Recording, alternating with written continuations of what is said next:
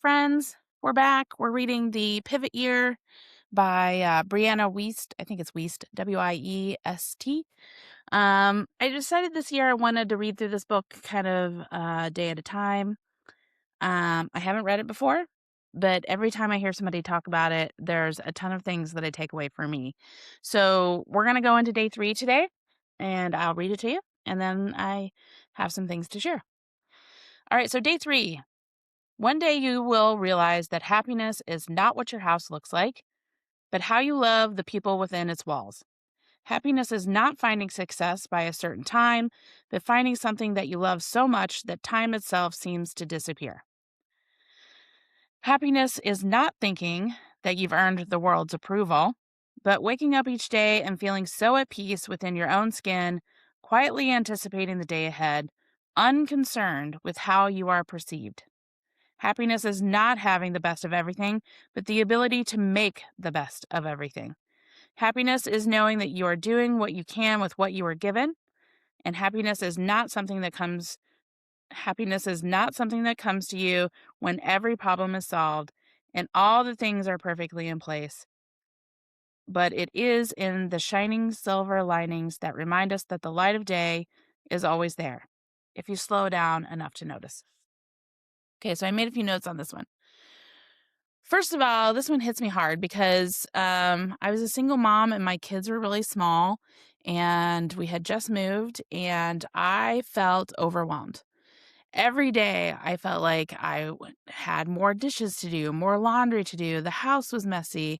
Toys were everywhere. And I kept getting so caught up in what my house looked like and how organized we were. Now, I didn't want to be a hoarder, but I realized I was yelling at my kids all the time and I was frustrated all the time. And finally I said, what does it matter? I don't know who it was that said it that finally made it click, but it's like, what does it matter if there are socks on the floor? What does it matter if there are dishes in the sink? Doesn't it matter more how my kids feel? How they feel like they're loved and they have a mom that cares about them? Isn't that what's more important? I mean, when they grow up and they're 30 and 40 and 50, are they going to look back at their childhood and say, man, I'm so glad my mom did the dishes? No, they're not. They're going to remember that you hugged them every day when they got home from school. They're going to remember the dance parties in the living room whenever you had toys everywhere and laundry to do. That's what they're going to remember.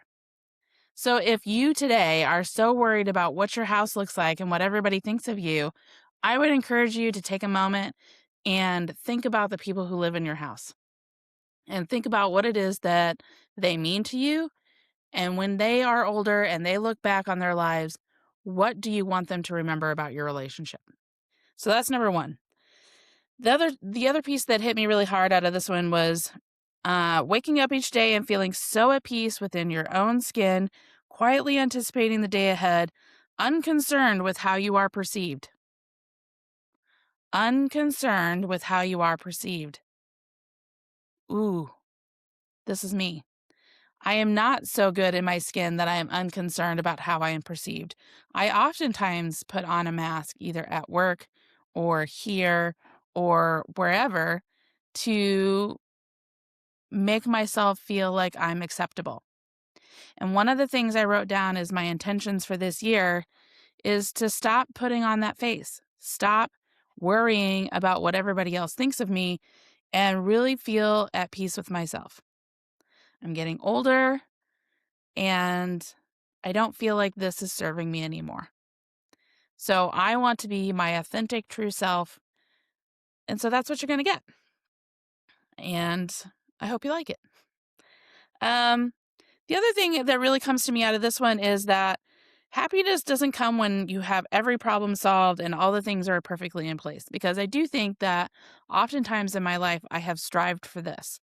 I will be happy when that thing is done, when I have the perfect job, when I don't have this bill, whatever. And in reality, happiness isn't reliant on other things. Happy comes from inside of you. And I think that those are things that you need to think about as well. So Are you slowing down to see the silver linings so that you can see the gratitude of each thing that comes, good or bad, right? I've been divorced. At the time, it felt like it was never going to end and I was never going to be happy again. And in reality, I grew so much from that relationship, from my divorce, with my kids. There are so many silver linings to everything every day. It may not seem like it. It may seem like the things in the news today, things are horrible and they're never going to get better. I would suggest to you that there are small pockets of positivity in every painful interaction. You're either going to learn something, things are going to change in a different way that might be better for you. Other people are going to grow from what you have learned. So just consider that trying to slow down, trying to see the silver linings, it's going to help your mood and it's going to help you see kind of the benefits of where you're at, even if that's not perfect.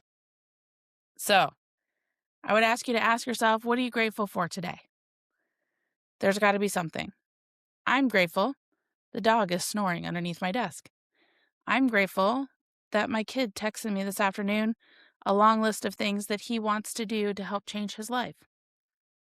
All great things. All bring me joy, even though I got socks on the floor.